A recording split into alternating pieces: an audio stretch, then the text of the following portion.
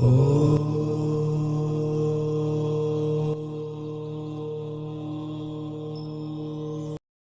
Channel के सभी दर्शकों को नमस्कार, प्रणाम, जय श्री कृष्ण। चूंकि हमारा विषय ज्योतिष को लेकर के लगातार प्रारंभ है, नई नई जानकारियों के लिए आप जुड़े रहें और देखते रहें हर एक वीडियो को। ज्योतिष के हर चक्र के बारे में हम चर्चा करेंगे और मैं आपको कहूँगा कि आप अगर नए हैं तो सब्सक्राइब अवश्य कर लीजिए, क्योंकि इसमें आपको ओरिजिनल जानकारी हम जितना जानते हैं प्रैक्टिकली वही आपके साथ चर्चा करेंगे। और चर्चा करेंगे छठे घर की दसम हाउस कर्म के घर में षष्ठेश बैठा होगा तो क्या फल देगा। इससे पहले हम आपको बता दें, जो आप लोग हमें कमेंट करते हैं उन अच्छे कमेंट्स को चुन करके हम उन कमेंट्स का जो उत्तर है ग्रहों के बारे में आपको अवश्य ही बताते हैं। हर एक वीडियो को ध्यानपूर्वक देखते रहेगा। हो सकता है कि आपका भी नाम किसी वीडियो में आपके गुणों के साथ फलादेश के साथ प्राप्त हो जाए, क्योंकि हमें जुड़ना सबके साथ अच्छा लगता है और संसार में सत्य यही है, प्रेम, दया, मैत्री, करुणा, आराधना, उपासना। उस व्यक्ति का जीवन में हर एक ग्रह शांत हो जाता है जो शांत है। शांत तभी हो सकता है मनुष्य जब उसमें दया होगी, उपासना होगी, करुणा, मैत्री होगी। जन्म कुंडली के विशिष्ट प्रकरण को लेकर के हम अपने अनुभवों को बांट रहे हैं। इसी परिप्रेक्ष्य में हम चलते हैं षष्ठेश को लेकर के कर्म भाव पे। कर्म भाव अर्थात मनुष्य के जन्म कुंडली का 10th हाउस, 10वां घर, और इस घर से क्या जाना जाता है यह भी आपको हम बताएंगे। चूंकि सप्तम घर से मैंने पहले चर्चा की है कि सप्तम घर जातक के जीवन में परिवर्तन लेकर के आता है। सप्तम घर भोगी भी बनाता है, सप्तम घर मनुष्य को बैरागी और योगी भी बनाता है। सप्तम घर से जो जन्म कुंडली में 10th घर है, वो ससुराल पक्ष से अगर देखा जाए तो पत्नी की माँ का घर है या पति की माँ का घर है, अर्थात जातक या जातिका के सास का घर है। और यदि 10th घर आपका मजबूत है तो पिता के साथ रिश्ते मजबूत होंगे, कारोबार व्यापार में मजबूती होगी। चूंकि 10th घर मनुष्य के लिए ही नहीं, प्रत्येक व्यक्ति के लिए, मतलब प्रत्येक जानकारी के लिए, प्रत्येक जातक के लिए आवश्यक है। यहाँ मनुष्य ही नहीं, आकाश की जानकारी यह देता है 10th घर। ठीक है, 10th घर से ठीक चौथा घर जातक का लग्न है। अब देखिए कर्म की श्रृंखला मनुष्य को कैसे घुमाती है। मनुष्य जन्म लेता है, जन्म के बाद शिशु रूप में होकर के उसको दुग्धपान कराने के लिए माँ चौथा घर, आकाश जैसी ऊंचाइयां देने के लिए 10वां घर पिता, माँ लाड लड़ा करके बच्चे को बड़ा करती है, सुख की छांव देती है, आंचल के नीचे अपने दुधमुहे बच्चे को पोषण देती है। लेकिन याद रहे उन माताओं को, जब तक उसको खुलापन नहीं मिलेगा जीवन की बगिया खिली नहीं होगी। 10th घर जीवन की बगिया को खिलाने का काम करता है। दसम घर व्यवसाय तो है ही है। यदि दसम घर के साथ षष्ठेश बैठेगा तो किन किन कारणों को प्रभावित करेगा, हम इसी पर चर्चा करेंगे। षष्ठेश जो कि छठे भाव का स्वामी, छठे घर का स्वामी, रोग, शत्रु इत्यादि का, ऋण इत्यादि का कारक है। जब छठे भाव का स्वामी, शत्रु भाव का स्वामी कर्म भाव में बैठेगा तो जातक के जीवन में कुछ परेशानियां आएंगी। मसलन जातक को ऋण, कर्जा लेकर के व्यवसाय करना पड़ सकता है। षष्ठेश दशमेश का मित्र हुआ तो कर्ज से ऐसे जातक को व्यापार बढ़ाने में सहयोग मिलेगा। यदि षष्ठेश विरोधी है, कुपंथी है, पीड़ित करने वाला है, शत्रु पक्षी है, तो व्यापार को डाउन करके मनुष्य को कर्जी बना करके व्यापार को ध्वस्त करने वाला होता है।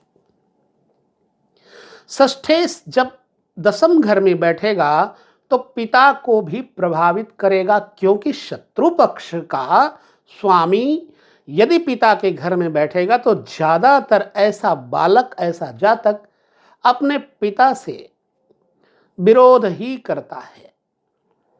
पिता उसको अच्छी बात सिखाए तो भी उसे बुरा लगेगा, अपने बाप से ही दुश्मनी करेगा। ऐसी अवस्था में जब षष्ठेश बाप के घर में बैठेगा तो क्या होगा? स्वाभाविक सी बात है कि मतलब पिता को रोगी बनाएगा, व्यापार को ऋणी बनाएगा, और षष्ठेश की युति दसम स्थान के स्वामी के साथ यदि है तो पीठ और कमर, रीढ़ की हड्डी में चोट देगा। पक्की बात है ये। आकाश में उड़ते हुए व्यक्ति को पटकने का काम षष्ठेश अगर दसम में होगा तो करेगा। व्यापार चढ़ती कला में जा रहा होगा, अचानक ध्वस्त हो जाता है। छठे भाव का कारक भी शनि है, परंतु एक चीज और कहूंगा मैं, क्योंकि छठे भाव का कारक शनि भी है, मंगल भी है। छठे भाव का कारक कहीं ना कहीं दसम भाव के साथ बहुत बड़ी उपलब्धियां भी करवाता है। ऐसा व्यक्ति जिसने स्पर्धा सही है, कंपटीशन सहा है, ऊंचाइयां वही पकड़ेगा, भले ही वो गिरा हो लेकिन मजबूती के साथ उठेगा। जब षष्ठेश दसम में बैठेगा तो पिता का सहारा नहीं मिलेगा, क्योंकि कभी कभी पिता भी इसके साथ शत्रुता कर लेते हैं, विरोध कर लेते हैं। तो ऐसे में ये स्वयं सेल्फ डिपेंड होकर के अपने व्यवसाय को गरीबी से अमीरी में ले जाता है, बढ़ोतरी में ले जाता है। षष्ठेश का दसम घर में बैठ करके जातक को मजबूत बनाने का भी अभिप्राय है, लिहाजा सब कुछ खराब नहीं होता। हाँ, ऐसी अवस्था में जातक को जब षष्ठेश दसम घर में होगा तो सास के सुख में कमी होगी। अब वो चाहे स्त्री हो या पुरुष हो, क्योंकि दसम घर सास का है।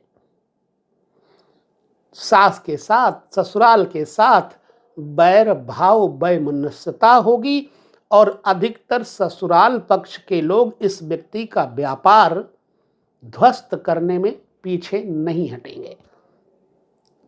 ऐसे में जातक के जो छोटे यानी पत्नी के भाई होंगे छोटे, वो जातक के साथ बैर विरोध करके, कड़वी बाणी बोल करके जातक को प्रायः दुखी करते रहेंगे। यानी छोटे साले और सालियां इस जातक के बड़े ही विरोधी, कॉम्पिटिटर होंगे, प्रायः ऐसा देखा गया है। अतः जब षष्ठेश दसम में बैठा हो तो ऐसी अवस्था में क्या करना चाहिए, ये भी मैं बहुत छोटे से वीडियो में आपको बता देता हूं। ये वीडियो बड़ा नहीं होने दूंगा। षष्ठेश जब दशम में बैठा हो तो जातक को चाहिए कि शनिवार के दिन जौ के आटे में उड़द के दाल की पीठी भर के गोलियां बना करके मछलियों को खिलाए, मगरमच्छों को खिलाए, इससे लाभ होगा। दूसरा, व्यापार में और शरीर में यदि रोग है, कष्ट है, परेशानियां हैं तो एक नारियल जो कि ठूठी वाला बोलते हैं, उसको गरी बोलते हैं, जो नारियल सूखा होता है, खाया जाता है काट के, गरी, गरी वाला नारियल ले लें। नारियल के ऊपर का जो छिलका है नारायण हरि, नारियल के ऊपर का जो छिलका है उसको उतार दें। अब गोले में छेद हो गया, उसमें आपको भरना क्या है? चावल के टूटे हुए टुकड़े, जिनको कनी बोलते हैं, कनकी भी बोलते हैं, ठीक है, उस कनकी को भरें और साथ में एक मिक्स कर लें काले तिल, चावल की कनी और शक्कर, उसमें भर लें। भरने के बाद जो छिलका उतारा था उस छिलके को ऊपर से फिर ढक दें और उसको अपने बराबर के काले धागे से लपेट दें ताकि वो कवर्ड हो जाए। फिर से पूरा एरिया कवर्ड हो गया। अब उसको या तो किसी तालाब के किनारे पीपल का वृक्ष हो या ना भी हो, तालाब के किनारे, नहर के किनारे, इतना गाड़े कि इतना मुंह खुला रहे और उस खुले हुए मुंह को ऐसे रहने दे, बाकी चारों तरफ मिट्टी से दबा दें। ज्यों-ज्यों उसके अंदर का माल, कीड़े मकोड़े खाएंगे, आपके शारीरिक स्वास्थ्य में बाधा हटेगी।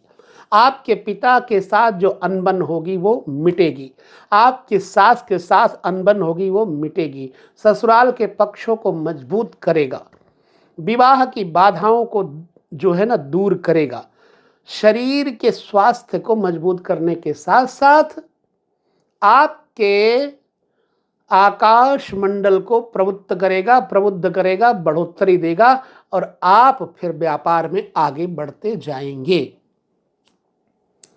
षष्ठेश इस तरह से आपको लाभ देगा। और शनिवार के दिन अथवा बुधवार के दिन अपने ननिहाल को जाएं और ननिहाल में अपने छोटे मामा को, यदि वो लेने वाले हैं, उनके पास नहीं है तो कोई इलेक्ट्रॉनिक्स वस्तु उनको दे दे। जैसे जैसे वो, जैसे मान लो घड़ी है, अब घड़ी लेकर के छोटे मामा को दे दिया, वो घड़ी ज्यों ज्यों चलेगी, व्यापार बढ़ेगा, आशीर्वाद मिलता रहेगा।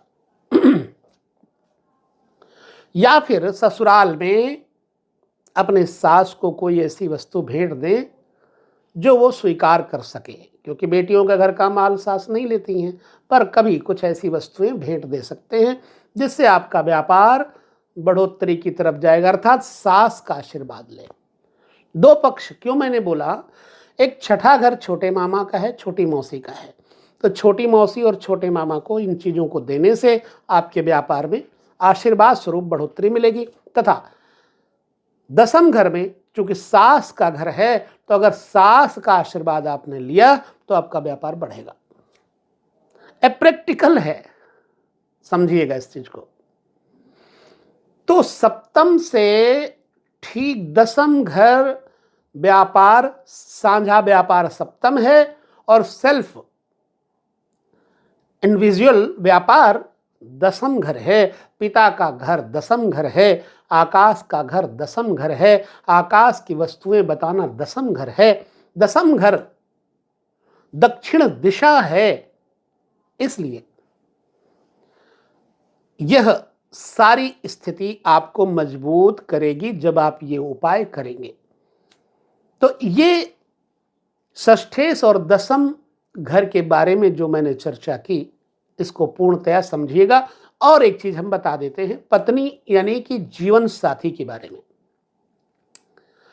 यदि सप्तम घर का स्वामी दसम घर में बैठा होगा तो अपनी पत्नी के साथ व्यापार करने पर आपका बिजनेस दिन दूनी रात चौगुनी तरक्की करेगा।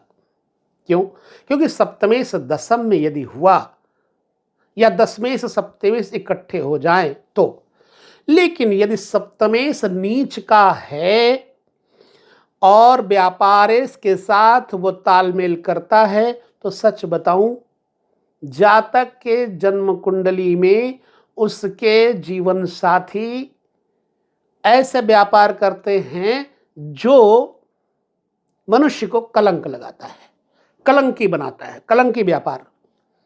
सप्तमें से नीच का हो, मसलन जान लो जैसे शुक्र सप्तम स्थान का स्वामी कारक है। अब सप्तम का कारक शुक्र यदि 12वें घर में बैठा होगा तो कलंक जरूर देगा। इसी तरह कहीं 12वें घर में ही दसमेश भी बैठा हो सप्तमेश के साथ तो ऐसे स्त्री पुरुष व्यभिचार मार्ग से धनार्जन करने का उपक्रम करते हैं, अनैतिक कर्म करके व्यवसाय बढ़ाने का उपक्रम, संपत्ति बढ़ाने का उपक्रम करते हैं, सुख साधनों में, भोग साधनों में इतना लगते हैं कि वो बदनाम हो जाते हैं। यहां तक कि शारीरिक संबंधों से भी ये लोग पैसा कमाने का प्रयास करते हैं नाजायज। ये बात हमने क्यों कही? सप्तमेश को जानने के लिए सप्तमेश साझा व्यापार है। यदि सप्तम स्थान का स्वामी मतलब जीवन साथी के घर का स्वामी दसम स्थान पर बैठा होगा तो पत्नी को या पति को अपने व्यापार में इन्वॉल्व करने से आपका बिजनेस बढ़ेगा, बशर्ते नीच का ना हो। नीच का होगा तो आपके व्यापार को अकेले करना ठीक रहेगा। षष्ठेश के दसम के साथ होने पर पिता इत्यादि के साथ यदि आपकी नहीं बन रही है, व्यापार नहीं चल रहा है, तो इस वीडियो में हमने ये बताया उसको कैसे चलाया जाए। इन उपायों को करने के बाद आप हमें ज़रूर बताएं कि आपको लाभ कैसा मिला और मिलता है लाभ, क्योंकि मैंने ऐसे लोगों को देखा है और ऐसे लोगों से मिल चुका हूं, उपाय करवा चुका हूं, लाभ देख चुका हूं। एक उपाय और बता देता हूं। दसम घर आकाश है। अब आकाश को वृक्ष से गणना कर लीजिए। किसी पीपल का वृक्ष देव स्थान में लगा हो, उस देव स्थान के पीपल के वृक्ष में जाकर के लाल रंग का झंडा फहरा दीजिए। ज्यों-ज्यों वो झंडा फहरेगा, हिलेगा, आपका व्यवसाय चलेगा, भागेगा, दौड़ेगा। आपके पति पत्नी में, सास में, ससुराल में जो भी समस्या मैंने बताई हैं बिल्कुल नहीं होंगी। पिता के साथ भी ऐसी समस्याएं नहीं होंगी। षष्ठेश जब दसम में बैठा होगा तो षष्ठेश की एक दृष्टि चतुर्थ भाव को देखेगी, तो मां के स्वास्थ्य को भी, मां के ऊपर भी कुप्रभाव डालेगी। जब आप ये उपाय करेंगे तो मां के साथ भी आपके विचारधाराएं और सुख समृद्धि बढ़ेगी, क्योंकि चौथा घर क्या है? वाहन, प्रॉपर्टी, मकान, कोठी, बंगला इत्यादि का है, नदी इत्यादि का है। नदी से व्यापार इत्यादि का चौथा घर है। तो मां, चौथा घर, अपना मकान, जायदाद, वाहन, इन सब चीज़ों के सुख को बढ़ाने वाले ये उपाय आपको रामबाण साबित होंगे। करके देखिएगा और उसके बाद हमें बताइएगा। अब हम आपसे एक और बात कहेंगे। जो लोगों ने कमेंट दिए हैं उन कमेंट का उत्तर मैं अवश्य दूंगा, लेकिन आपका कमेंट अगर जिज्ञासा से भरा है तो विनम्रता से भरा है तो, क्योंकि जब भी किसी से कुछ पूछना हो तो उसके लिए हमें विनम्र होना पड़ता है। किसी से विद्या हासिल करनी हो तो विनम्र होना पड़ता है। परिप्रश्नेन सेवया, गीता जी में लिखा है कि यदि किसी से कुछ सीखना है तो सेवा भाव के द्वारा प्रश्न करना चाहिए, ना कि आप अक्लमंदी दिखा करके, अपनी चतुराई दिखा करके आप कमेंट करोगे तो हम उसका कोई जवाब नहीं देंगे। कई लोग ऐसा बोलने लगते हैं, ये आपने कैसे कह दिया? अरे भैया, तुमने 4 किताबें पढ़ी होंगी, बेशक तुम बुद्धिमान हो, विद्वान हो, लेकिन तुमने 35 वर्ष की जो शिक्षा है, जो 35 वर्ष का एक्सपेरिमेंट है, उसको अभी आप नहीं ले पाए होंगे। यहां पर वह गुरु कृपा से, पितृ कृपा से मजबूती है। उन्होंने जो दिया है वाणी से वही निकलता है। माँ भगवती सरस्वती जो बुलवाती हैं वही बोलता हूं। हजारों लोग लाभान्वित हुए हैं। प्रभावित करने के लिए बात बिल्कुल नहीं कह रहा हूं। हजारों लोग लाभान्वित हुए हैं। ऑफलाइन आते हैं लोग, मैं मिल नहीं पाता हूं उनके साथ में। जो लोग कुंडली दिखाने के लिए आते हैं, समय नहीं दे पाता हूं। 2-2, 3-3 दिन तक या महीने तक उनको टरकाना पड़ता है, क्योंकि ऑनलाइन भी समय देता हूं। क्यों? क्योंकि यह क्या है, गुरु कृपा के द्वारा प्रदत्त एक्सपेरिमेंट जो किया है, अनुभव जो किया है, प्रैक्टिस जो किया है, वो प्रैक्टिकली उपाय आपको दे रहा हूं, ना कि कोई किताबी बातें करता हूं। मुझे बहुत ज़्यादा नहीं पता है। अब मैंने कह दिया कि भैया फॉर एग्जाम्पल मैंने कह दिया, और डिविजनल चार्ट के बारे में भी मैंने कह दिया किसी वीडियो में कि बाई चांस शुक्र से ठीक सप्तम सूर्य बैठा हुआ होगा तो ऐसा ऐसा होगा। एग्जाम्पल कि भाई शुक्र का शत्रु सूर्य है तो सूर्य नुकसान करेगा। अब लोगों ने टिप्पणी दी, कभी हो ही नहीं सकता शुक्र से सप्तम सूर्य। मैं आपको बताऊं, सप्तम होगा शुक्र, कब होगा, कैसे होगा? पद लग्न में चले जाइए, कब होगा, कैसे होगा, D9 चार्ट में चले जाइए, आपको शुक्र सप्तम दिखा देंगे। शुक्र सप्तम सूर्य के आ जाएगा, लेकिन जन्म कुंडली में नहीं आएगा। ये मुझे भी पता है, क्योंकि शुक्र और सूर्य बहुत ज्यादा आगे पीछे नहीं होते। एक घर पीछे, 2 घर पीछे, 1-2 घर आगे निकट निकट रहते हैं। तो मुझे मालूम है। निवेदन यही है कि जब आप कमेंट करें तो ये मत सोच के करें कि ये जो बंदा बोल रहा है ये पूर्णतया मूर्ख है, मैं इसे उल्लू बना लूं। बिल्कुल नहीं। तुम्हारे जैसे हजारों लोग आए हैं और बैठ के चर्चा किए हैं, बातचीत किए हैं, सबको बराबर जवाब दिया है। मैं गुरु कृपा प्रदत्त विवेक के द्वारा आपके साथ जो चर्चा करता हूं वो नोट कर लीजिएगा। और इतनी गुरु कृपा है कि चाहे तो एक बुक लिख करके आप रख लो, चाहे 10 बुक लिख कर रख लो, वह आपको काम आएगी। आज मैंने ये बात कही, क्षमा करिएगा हमने अतिशयोक्ति की हो तो। मेरे दर्शक प्यारे भाई बहन, आप लोग प्रिय हो, निश्चित बात है, क्योंकि आप में परमात्मा है। आप हमारे दर्शक हो, आप हमारे क्लाइंट हो, आप हमारे ग्राहक हो। बुरा कहा हो तो माफ़ी चाहता हूं, लेकिन ये उन लोगों के लिए कहा है जो लोग गलत कमेंट करते हैं।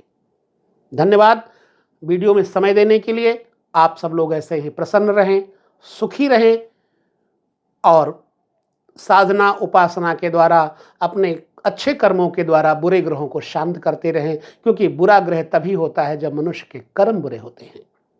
माता पिता का आशीर्वाद लेते रहो, बुरे ग्रह कुछ नहीं कर पाएंगे। गुरुजनों का आशीर्वाद लेते रहो, बुरे ग्रह कुछ नहीं कर पाएंगे। तो बस षष्ठेश और दशमेश के वीडियो पर इतनी चर्चा मैंने की। आगे पुनः मिलेंगे, तब तक लेते हैं विदा आप सभी से। नमस्कार, जय श्री कृष्णा, प्रणाम।